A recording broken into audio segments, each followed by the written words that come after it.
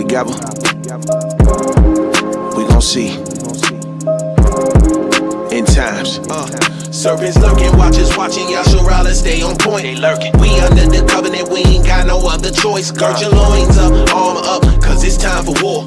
We the generation that's gon' get on one accord. Serpents lurking, watchers watching, y'all sure rather stay on point. We under the covenant, we ain't got no other choice. Gird your loins up, armor up, cause it's time for war. Yo, big question. How do you feel about interracial relationships? The Umar, huh? Yeah. I mean, because my powerful brothers, they own the same thing you own. So I'm just like, how are they not? It may be a religious thing. Like, how are they not? Because his girl's half white, so he's kind of mixed up. He's like, I don't know how to feel. I mean, I'm gonna just say the percentage is higher. She black. Smaller percentage white. 15% German, but 60% Liberian. Like, crazy. No, we were not able to love our woman. Okay, now a lot of people are like, man, that was the past. Okay, well, let me help you to understand this, bro. I love us so deeply that I want to see the fullness of myself in my posterity, in my child. There's nothing that a white woman can offer me. I'm sorry. Like, you will not be able to identify with me, my experience, where I'm at mentally. You're not there. My mama was a black woman. See, I love us so deep. No one can convince me. I done had some white women try to come at me. Trust and believe. Sell you some incense? Yeah, and some sage and everything. I was like, look, I was like, okay, some sage incense and some shea butter, and you think, come on, Kathy, stop it. Stop it. I respect the hustle, but stop that. I just love us, bro. I mean, and it's really that simple for me. I don't have to go into the Caucasoid, Mongoloid. I don't have to go into that. I really love us, bro. Like I grew up with my siblings. I'm from Compton. I have 9 siblings. I'm the youngest of 10 children. I don't watch what happened to our people.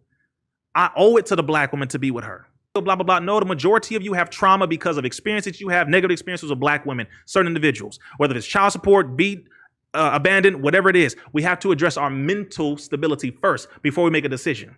You're running because you got pain. And you don't want to face it. And the moment you face it, now you got to take responsibility because now you can't generalize all black women. Why? Because all black women ain't did a damn thing to you. Just like all black men ain't did everything to black women. Niggas ain't this. Hoes ain't. Wait a minute. Wait. You haven't met all black men. You haven't met all black women. So we should stop generalizing each other. That makes no sense. Every other group of people, they promote being with their own, but they just don't say it. They show it. That's all. Chinese, cool with being with a Chinese man and woman. Indians with Indians. Australians 9 times out of 10. But they don't talk about it because everyone wants to attack black, benefit from black, be a vulture to black, music, dancing, bodies, whatever it is. We want that. But they always are trying to push this thing, be multicultural. No, go to hell. Sorry, not sorry. How dare you promote to me to be with somebody else? How dare you? Why don't you say, Reese, you know what? I'm happy you love a black woman. Why don't you do that? Why? Is that wrong? But you promote Becky to me. But how do you feel about the common thing that we see black women saying on Twitter and shit, where they basically feel like black men get successful and then date white women or Asian women and step outside their race? It is a reality that a lot of brothers, you gotta handle yourself. I'll say this again. Without a vision of people perish, and without the proper knowledge, people make wrong decisions. You're going and making decisions based off of where you are now. Where you are now, mentally, spiritually, emotionally. Well, I grew up with her. That happens too. I grew up with children. Okay, that happens. Like, there are different. See, the thing is, it is a reality where a lot of brothers get successful. You get a little bit of money, and then you start getting rich, and you go up there, you get your contract, sign a party, NBA, etc. And this white girl comes up and starts finishing your sentences. She knows so much about you. All of a sudden, you really think that she wasn't sent. So let me say this, bro. Some of us are so damn naive that you think all of a sudden all these women just interested in you. I'm just saying specifically for those. Yes. You wasn't interesting before to them. Now you get money and some fame. Now they're interested. Please look at that. Then go to the other side and look at, wait a minute. You have family and friends that you grew up with. Who was there with you? Who was always down for you? Look at them. Okay. Let's look at this in layers. And if you do get successful, just say it's because that's the person you want to be with, and don't generalize all black women and say it's because of y'all. No. That's where a lot of brothers start getting that heat because they get with the white girl and it's like, then they compare her to the black women generally. And it's like, oh, But don't generalize all the black women, bro, because if you want to go historically and up to the present, the white woman was worse than the white man when it came to black men. Let's make that very clear. That's why I'm just being real, Adam. We're gonna talk. All right, we're gonna talk, damn it. I know you cool. We're gonna talk. Listen, we have a lot of OnlyFans chicks on here, and I had a lot of chicks tell me that they got no interest in a penis unless it's got some melanin in it. Hey. Like, that's just where it is for them. Like, white dick is out of style. I don't know. Later on, when you start to identify yourself and you start to go back and reflect and you start to learn about yourself, you go back to your traumas and address them, you will change in whatever way that is. You will grow. As you said, there's certain things you started learning that you got mad. Mind blown. That you didn't know, or you was lied to, or you're like, how you didn't tell me? This is what happens to all of us. One thing stuck out was Mansa Musa. Come on. I stopped watching. I paused it. Come on, brother. Like, what? You're like, that can't be real. That can't be real. Mansa Musa, King of Mali, richest man to ever live. The one who they fashioned King T'Challa of Black Panther after. He was the richest human being to ever live. King T'Challa in the comic books worth $90 trillion, more than Iron Man, more than Batman, you name it, etc. Richest person on the planet Earth. King T'Challa. I can't count Jeff Bezos and the rest of them because it's with fiat money for the most part. Just to be clear, with the whole white thing, if you hate me, which I know you don't, I'm marrying a black woman because that's what I want. Because again, we were not allowed to really love that woman. They would sell her to another plantation. They would whip her. They would whip us. They would tar and feather us. They would sell our children to another plantation. Even later on into the early 1900s, if I showed love and interest to a black woman, I got beat up. A lot of different things happened. When the families worked together, the women's liberation movement came in because she needed more numbers, so she recruited the black women for it. It had nothing to do with us. We were fighting for civil rights as black men, women, children, and families to be treated as human beings. You wanted to get some rights against and away from your white man. So you came and convinced the black woman to join your movement. The problem is too many sisters joined because it went against the primary goal, which was for us to have equal rights and for us to be treated as human beings. That was the issue. So at this point, that wasn't too long ago. I love my people far too much. I love the black woman. There is nothing better than the black woman. Chosen thee to be a special people unto himself above all people. What's the black man? Above all people. Even Nehemiah 13:25. Nehemiah 13:25. The Bible says, black man, that you are above all people, man.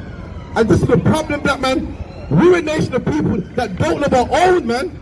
We don't love our own. That's why we get embarrassed on TV, man. That's why every time on Love Island, black people never win. Why? Because these are black people trying to get white people, man. We should have confidence in our own, man. We're a nation of people, black men in slavery. Black men and women were in slavery, man. We're in this together, man. We are a team. And let me tell you something. Let me tell you something that saddens me about my own people, man. Do you know there's a team out there, a football team called Blackburn Rovers? And it's not a good football team, man. They would never win the league. They would never ever win the league, man. They are a poor team, would never win. And guess what? They got supporters, man. Every time they have a football game, black man, supporters fill out the stadium, man. And guess what? We can't support our own team. We're a nation of people. No matter how much Blackburn Rovers does terrible, Blackburn Rovers fans still support Blackburn Rovers. They don't support another team. What do black people do? We see that our team ain't doing so good, and we want to join another team. Right. We see what the black women say. Well, the black man, is too aggressive. That's why I go with white men. How is it a Blackburn Rover fan got more integrity than us, man? Despite the fact that their team ain't doing so good, they don't leave their team. Right. They support their team to the end. Every Blackburn Rover match will be filled with Blackburn supporters, man. Right. The t-shirts, the scarf, and black men likewise. You can't leave a team. I don't care how terrible black people are doing in the league. Right about now, black people ain't doing so good in the league, man. We're on drugs, black on black crime, the knife rate. But guess what, black man? This is your team. And you gotta support your team nonetheless. Not if you're doing good or bad in the league, you can't change teams. Black women on Love Island trying to change teams, man. Trying to get a white man. Black man talking about black women are feisty. I'm going for white women. You can't change teams, man. Even Blackburn Rover fans know that, man. And black man, guess what? If your team ain't doing so good, tough, it's your job to work with your team. Like any good coach, a coach works with a team until they become the best team in the league. And guess what, black man? What you see here is men right here in the UPK working with our team, man, to make our team the best team in the league. And guess what? It's gonna happen. Jesus Christ, black man, is gonna make sure we win the cup, man. When Christ comes back, he's putting black people back on top, man. No longer are we gonna be on the bottom, man. No wonder are we gonna be in division. We're gonna be premier, man. Read on that. think how we bridge the gap between Black men and Black women is to be more loving and to express our love through words. So that's what I would say the bridge is now, because I don't think there is a question of whether or not we love Black men. Would you agree? I do agree. Like, that's not a question of whether or not we love Black men, but we live in a time where the world does not, or we're seeing signs that the world does not appreciate Black men, and it's always been a struggle. Of I think somebody said they're at the lowest on the totem pole, so to speak. And so for us, I think our position of power is to just be more loving and to express it in words. Absolutely. Now, in the book, what are some key points that you bullet to sort of so that Black women can express this love that we have for Black men in a way that's clear and effective? Yeah, I think clear and effective is speaking it out of our mouths. I think, we've always known a way to show is to show rather than tell, meaning it's one thing to say, we love Black men, but we need to show it in our action. I think we show it, but I think there is still a need for us to say it, so to say things. So for instance, in the book, I give 5 things that Black women need to say to Black men and what Black men need to hear. I just felt like we needed to say a few things, and so 5 things, I'll give you 3. I think 1, we need to share with women, or just to say, I respect you. I think that's 1, I respect you. I respect you as a Black man, waking up every day, this is not about like what you have or what you do or who you work for or the letters you have behind your name or the money that you have in your bank account, but it is, I just respect you for being a Black man. It is difficult for them, to wake up every day. And I imagine that it's difficult. So I think that's something we can say more. And we don't necessarily have to be in relationship with Black men or have an expectation on the other side of it, just that I respect you. So that's 1. I think we need to say more, I appreciate you, right? Just, I appreciate you for being you, right? I just think there's such healing power in saying the words, I appreciate you, and putting out gratitude. Because again, I think we are more, we show, like we've been groomed to like to show or to express our love, I think, in action, but I think there's still a miss now in saying these things. So I appreciate you. Another is I forgive you. So I think a lot of us need to say, I forgive you. Maybe we've been, offended or maybe we've been on the receiving side of some offense, and he wants to say I'm sorry, or he wants to apologize. We need to receive the apology. But sometimes men may not necessarily say it, but you can feel it in their being that they are carrying some guilt for something they said or done. And so I think just saying I forgive you. I love you, Black man. From the root of my soul, I love you, Black man. I always want for you to know that when the weight of this world takes its place on your back, I vow to be the strength that will help you carry that. Because I love you, Black man. From the root of my spirit, you always cry out in private. You don't want to let the world hear it. But there is power in your voice because you come from a royal place. I can see the king in you, destined to lead the human race.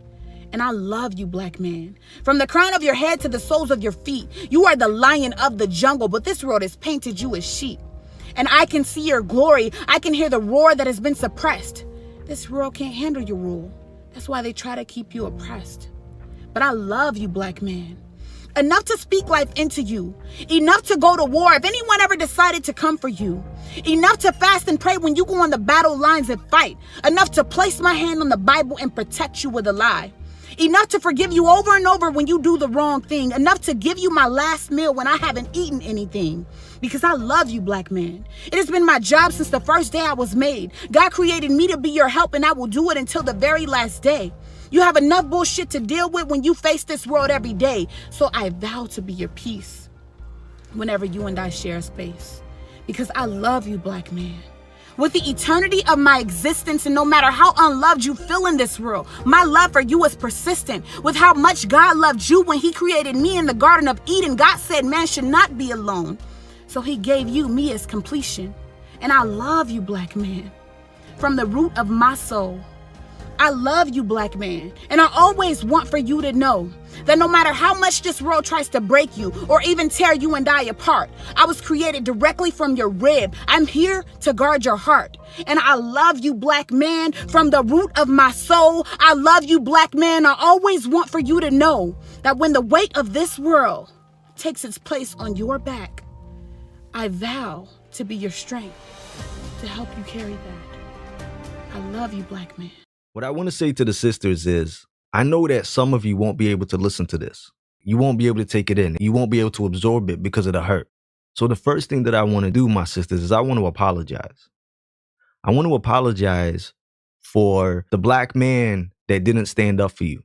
I want to apologize for the black man that didn't speak life into you.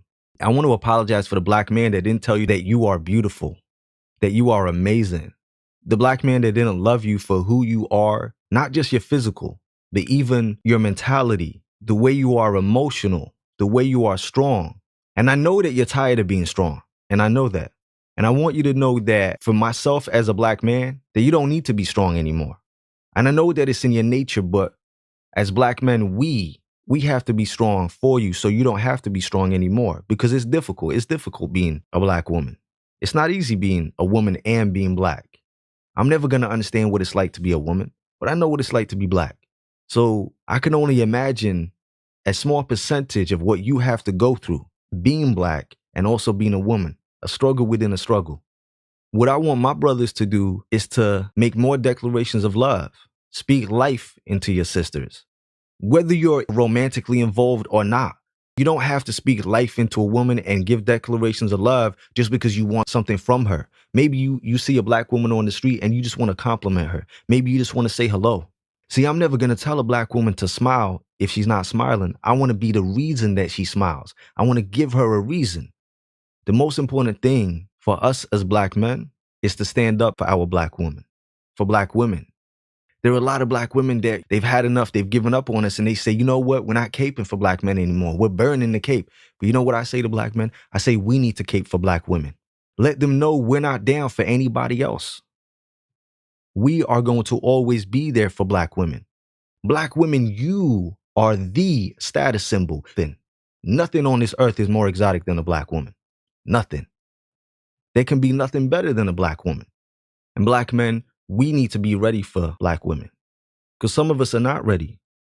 We have to understand that sometimes when people say, oh, loving and respecting our women, oh, it's a white thing. It's not a white thing. That's a king thing. Making sure that you are prepared mentally for a black woman, financially, physically, emotionally, that's not a white thing. That's a king thing. That's what real kings do.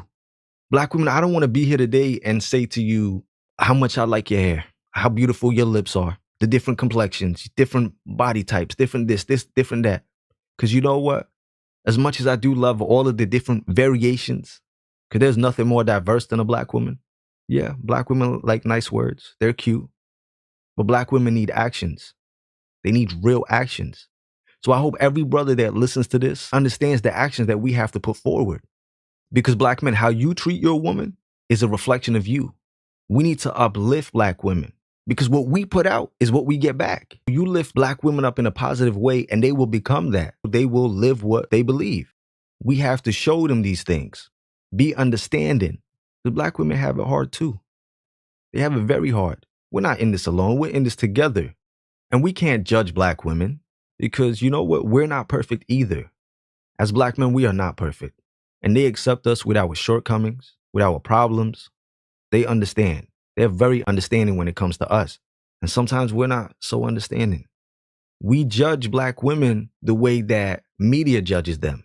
One person does something, they all did it. Today's not about making excuses for black men, why we act the way we do, why we react to black women in the way that we do. Today is about what we can do on our part as black men. We live on through black women. Without them, there will be no us.